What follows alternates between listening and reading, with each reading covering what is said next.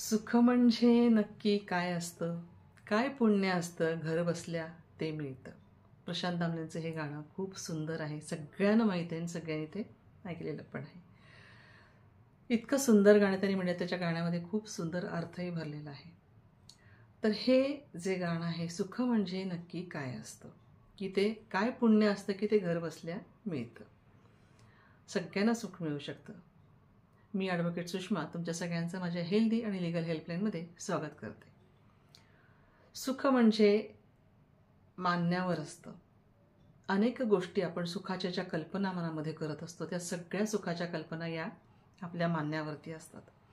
तुम्ही कशात सुख मानता, कशात समाधान मानता, आनंद मानता, त्यावर तुम्ही सुखी राहता, त्यावर तुमचं सुख अवलंबून असतं. आणि काही जणं खूप छोट्या छोट्या गोष्टींमध्ये सुद्धा दुःखी होतात. खूप लोकांकडे तुम्ही जर पाहिलं तर सगळं असतं बघा. पैसा अडका असतो, घर असतं, गाडी असते, नोकरचाकर असतात, पण तरीसुद्धा ते दुःखीच असतात. कारण त्यांना सुख म्हणजे नक्की काय असतं ह्याची कल्पनाच नसते. आणि म्हणून सुख कशावर अवलंबून असतं? सुख हे मानण्यावर असतं की पैसे असल्यानंतर पैशावर अवलंबून असतं? म्हणजे नेमकं सुख हे कशावर अवलंबून असतं? नक्कीच सुख हे मानण्यावर अवलंबून असतं. कारण सुख म्हणजे नेमकं काय? तर आत्मिक समाधान, मनाला शांती, प्रसन्नता, त्याचप्रमाणे तुमची वृत्ती समाधानी असणं, ह्या सगळ्यांवरती हे तुम्ही जोपर्यंत तुमच्या चेहऱ्यावर दिसतं, आपोआप दिसतं, ते काही दाखवण्याची गरज नाही. तुम्ही जर समाधानी दिसत असाल, समाधानी असाल घरामध्ये आणि तुमच्या चेहऱ्यावरती तो आनंद आपोआप येत असेल, तो आपोआप झळकतो, हिऱ्यासारखा झळकतो. त्यामुळे आपण खूपदा असं म्हणतो बघा की कितीही म्हणजे ही व्यक्ती किती शांत वाटते, किती समाधानी. एखाद्या व्यक्तीच्या चेहऱ्यावर खूप समाधान आणि कमालीची शांतता असते.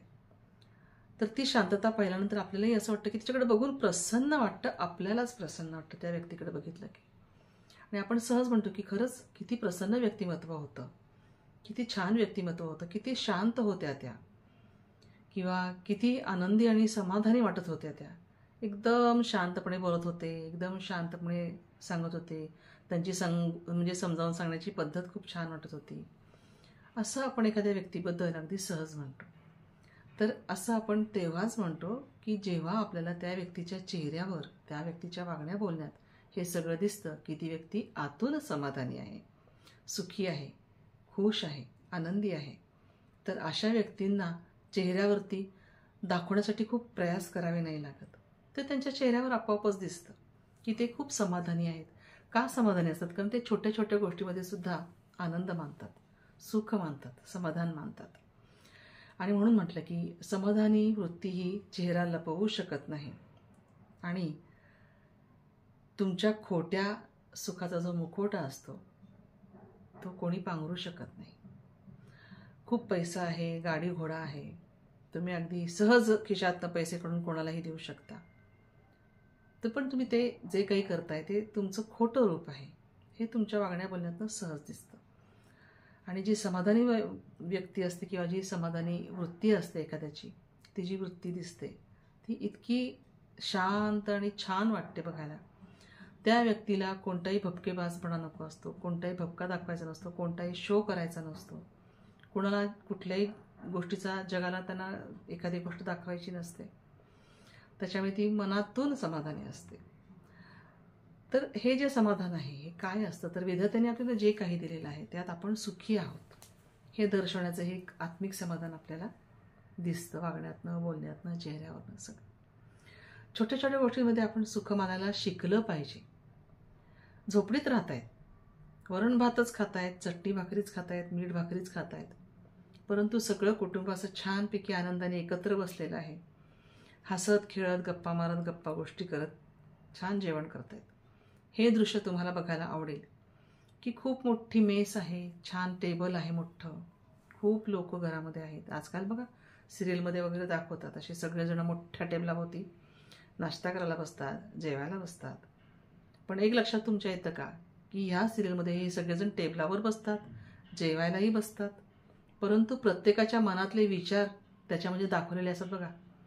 एक द्वेष, एक मत्सर, जेवायला बसलेला असताना, नाश्त्याला बसलेला असताना प्रत्येकाच्या मनातले असे विचार दाखवलेले आहेत बोलून. मग असे जेव्हा विचार असतात तेव्हा ते जे काही आपण खातो ते आपल्या अंगी लागेल का सुख? नाही लागणार. कारण की तुमच्या मनामध्ये जेवताना सात्विक वृत्ती नाही आहे, समाधानी वृत्ती नाही आहे, आनंद नाही आहे. दुसऱ्याबद्दल द्वेष भरला आहे, मत्सर भरला आहे, राग भरला आहे, असूया भरलेली आहे.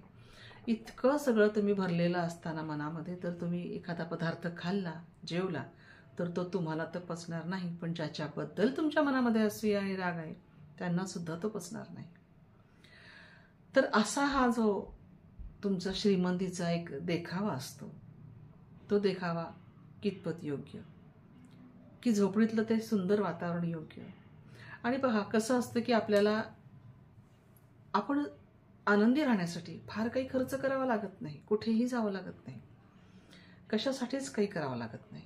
आपल्या मान्यावर ते असतं. मग अशी म्हटल्याप्रमाणे तुम्हाला बगीच्याची आवड आहे, गार्डनिंगची आवड आहे, तुम्ही बगीच्यामध्ये रोपांच्या सोबत वेळ घालवा, तुमच्या झाडांच्या सोबत वेळ घालवा, त्यांची निगा राखा, त्यांच्यावरनं हात फिरवा, प्रेमाने हात फिरवा, त्यांना खत पाणी घाला, किंवा त्यांची फुलं आहेत ती पडलेली फुलं गोळा करा.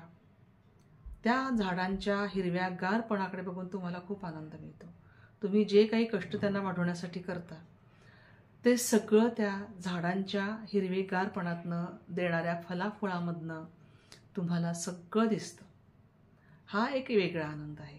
त्याचप्रमाणे तुमच्या मुलांच्या सोबत तुमच्याच अंगणामध्ये खेळा, विटीदांडू खेळा, लंगडी खेळा, लपाछपी खेळा, पकडापकडी खेळा, कितीतरी गोष्टी तुम्ही करू शकता तुमच्या मुलांच्या सोबतच. हे सगळा हा एक जो आनंद आहे हा खूप वेगळा आहे. हा आनंद त्यापेक्षा वेगळा आहे जेव्हा तुम्ही एखादी तुमच्या घरातली सगळी माणसं टूर काढून बाहेर फिरायला जाता, टूरवर एखादी मोठी ट्रिप काढता आणि भरपूर पैसा खर्च करता. त्याच्यापेक्षा हा आनंद फुकटामध्ये मिळणारा खूप स्वस्तातला मोकळा आनंद आहे. तर अशा प्रकारचा जो हा आनंद आहे हा निर्भेळ आनंद असतो, निर्मळ आनंद असतो. ह्याच्यातून जे तुम्हाला सुख किंवा आनंद मिळतं हा एक वेगळाच आनंद असतो, हा एक वेगळंच समाधान असतं.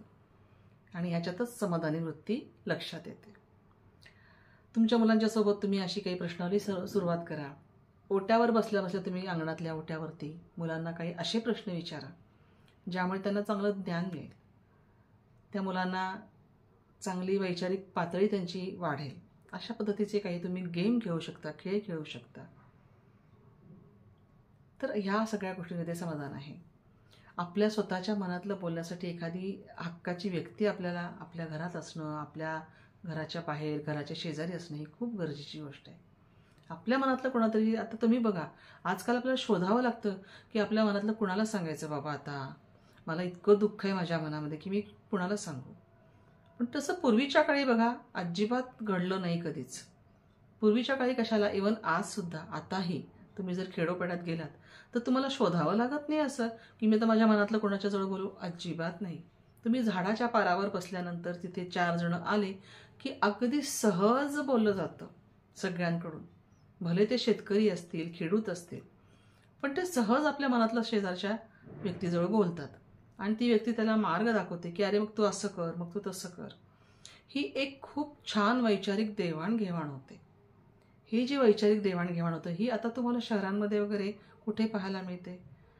तुम्हाला एखादी मैत्रीण असेलही तरी ती मैत्रीण तिच्याजवळ तुम्ही अगदी विश्वासाने बोला तरी ती तुमच्या मनातलं तिच्या मनात ठेवेलच असं नाहीच आहे.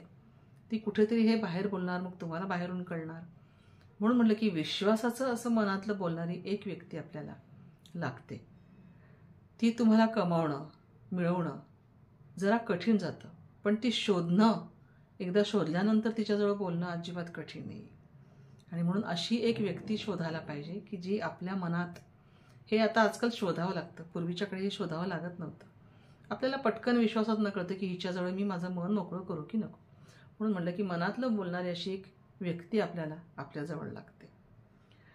घरामध्येच आपण हा सगळा आनंद शोधू शकतो. काही व्यक्ती खूप अलिप्त असतात, शांत असतात, काही बोलत नाहीत, कुणाशी जास्त संबंध ठेवत नाहीत, पण तरीसुद्धा त्यांचं जे वागणं असतं लोकांना असं वाटत असतं की ही काही बोलत नाही, किती शांत व्यक्ती आहे, कोणाशी संबंध ठेवत नाही, परंतु ती जी व्यक्ती असते ती व्यक्ती सगळ्यांशी आतून संबंध ठेवत असते. कुणाच्या अडीअडचणीला लगेच धावून जात असते. कुणाकडे कुठलंही संकट होते ही पहिल्यांदा हजर असते. मग आता तुम्ही मला सांगा, एखादी व्यक्ती न बोलता जर काम करत असेल तर त्या व्यक्तीमध्ये जी व्यक्ती न बोलता काम करते तिच्यात जास्त ताकद असते, आणि जी व्यक्ती खूप नुसतीच बडबड करते तर तिच्याकडनं काहीच काम होत नाही.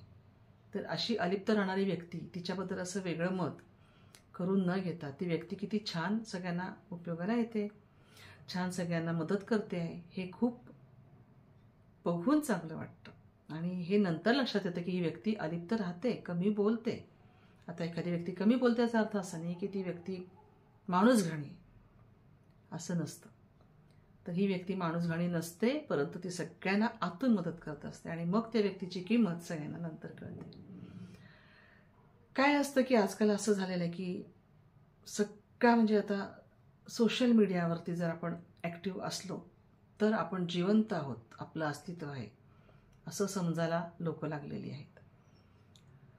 तुम्ही सोशल मीडियावरती ॲक्टिव्ह राहू नका असं म्हणणंच नाही आहे, परंतु सोशल मीडियावर सुद्धा कशा दृष्टीने ॲक्टिव्ह राहायचं. तुमचे चांगले विचार असतील ते तुम्ही व्यक्त करा. तुमचे चांगले तुम्ही लेखन करत असाल तर तुम्ही लेखन करा. तुमच्या मनातले चांगले विचार त्या लेखनातनं तुम्ही व्यक्त करू शकता, किंवा तुमचे आणखीन काही पद्धती असतील व्यक्त करण्याच्या, त्याच्या माध्यमातून तुम्ही व्यक्त करा. तर देवाचं तुम्ही काही तुम्हाला माहीत असेल ते तुम्ही टाकू शकतात. सोशल मीडियावरती राहणं अशा पद्धतीने, म्हणजे ज्यामुळे आपली जी वैचारिक पातळी आहे ही लोकांना चांगली वाटेल, चांगली दिसेल, आणि त्याचा लोकांना फायदा होईल. दिसण्यासाठी करायचं नाही आहे आपल्याला, किंवा वाटण्यासाठी करायचं नाही आहे. आपले जे विचार आहेत चांगले आपल्या मनामध्ये, ते लोकांपर्यंत पोहोचले पाहिजेत, ज्यामुळे लोकांना त्याचा फायदा होईल. अशा पद्धतीने तुम्ही सोशल मीडियावरती ॲक्टिव्ह राहू शकता. परंतु लोक काय करतात, मोठमोठ्या ट्रिप्सनं जातात, भरपूर पैसे खर्च करतात, तिथले भरपूर व्हिडिओज काढतात, तिथले भरपूर फोटो काढतात, आणि ते सगळे फोटो सोशल मीडियावर अपलोड करतात. आणि त्याच्यातनं ते दाखवण्याचा प्रयत्न करतात की आम्ही किती सुखी आहोत, बघा आम्ही आज इकडे गेलो होतो, खूप छान आहे, खूप मस्त आहे, आम्ही इतका पैसा खर्च केला. हे सगळं पैसा खर्च करून दाखवण्याची गरज नसते. खूप जण असं दाखवतात बघा. आता मगाशी मी म्हटलं की झोपडीत सुद्धा राहून तुम्ही छान एकत्र जेवण करू शकता, आनंदाने राहू शकता. एकत्र कुटुंब तुमचं किती सुखी आहे हे कोणाला दाखवण्याची गरज नाही. खूप लोक काय करतात, मी अनेकदा पाहिलंय, आम्ही किती सुखी आहोत हे दाखवण्यासाठी असे छान अगदी पूर्वापार पिढ्या चालत आले असे फोटो काढतात. जुन्या पिढ्यांच्या सोबतही फोटो काढतात. आजी आजोबा, नातवंड पतवंड, मुलं बाळं, जावई, असे सगळे फोटो काढतात. त्या फोटो व्हिडिओ अपलोड करतात. तर हे सगळं करण्याची गरज नाही आहे. तुम्ही आनंदी आहात, तुमच्यापुरतं तुम्ही सुखी आहात, तुमच्यासाठी ठीक आहे. तुम्ही किती खुश आहात, तुम्ही किती आनंदी आहात, तुमचं कौटुंबिक रिलेशन्स किती छान आहेत, हे तुम्हाला सोशल मीडियावर दाखवण्याची गरजच नाही आहे.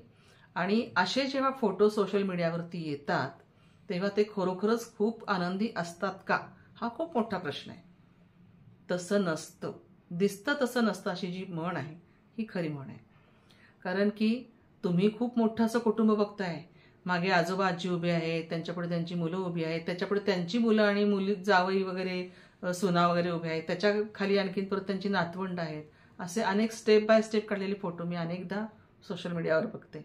परंतु जेव्हा मी त्यांच्या जवळ जाते तेव्हा लक्षात येतं की आतून यांच्या कुरबुरी चालू आहेत. आतून ही लोक सुखी नाही आहेत. आतून ही लोक फक्त दाखवत आहेत तसे, वरवर दिसतंय ते आतून नाही आहे. ह्यांचं आतून एकमेकांशी नाही पटत आहेत.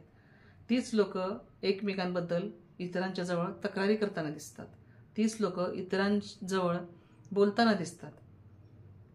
म्हणून म्हणलं की वरवर दाखवल्यामुळे आपण भाळून जातो आणि असं आपल्याला की हा किती छान कुटुंब आहे, किती आनंदी कुटुंब आहे, किती सुखी कुटुंब आहे. तर असं नसतं. तुम्ही सुखी आहात हे कोणाला दाखवण्याची गरज नाही आहे. तुम्ही सुखी आहात हे तुम्ही स्वतःलाच समजण्याची गरज आहे की मी आनंदी आहे, मी खुश आहे, मला काही कशाची गरज नाही आहे. सुख म्हणजे नक्की काय असतं, तर सुख म्हणजे वर्तमानात जगणं आहे. तुम्हाला वैचारिक पातळी आहे, विचार करण्याची शक्ती ईश्वराने प्रदान केली आहे, जी इतर कुठल्याही प्राण्यांना नाही आहे. ही जी वैचारिक शक्ती आहे, निर्णय घेण्याची क्षमता तुमच्यामध्ये आहे. तुमचं भावनिक समतोल तुम्ही साधू शकता. त्याचप्रमाणे तुम्हाला हे सगळं करण्यासाठी कुठलाही खर्च करावा लागत नाही. कुठल्याही मीडियावरती तुम्हाला अपलोड करावं लागत नाही की मी असं आहे, मी अशी आहे, हे दाखवण्याची गरज लागत नाही. तुम्ही जसे आहात तसेच राहा. वर्तमानमध्ये जी व्यक्ती जगते, वर्तमान काळात जी व्यक्ती जगते, वर्तमानात जगणं हेच खूप महत्त्वाचं आहे. येणाऱ्या कोणत्याही प्रसंगाला सकारात्मक विचाराने तोंड देणं, सकारात्मक पद्धतीने त्याला हाताळणं, ही कला ज्याच्याजवळ असते ती व्यक्ती नक्कीच कायम सुखी असते. आणि हेच आपण हेल्दी मानसिकता आपण ज्याला म्हणतो तीच असते. तर आता आजपासून आपण प्रयत्न करूयात सगळेच जण ही हेल्दी मानसिकता ठेवण्याची. सुख म्हणजे नक्की काय असतं, घर बसल्या ते आपल्याला मिळतं, असं काय पुण्य असतं. हे प्रशांत दामलेंचं गाणं तुम्ही एकदा नक्की पूर्ण ऐका. त्यामध्ये तुम्हाला लक्षात येईल की किती छान अर्थ त्या गाण्यात भरलेला आहे. सुख म्हणजे नक्की काय असतं, काय पुण्य असतं, ते घर बसल्या मिळतं. धन्यवाद.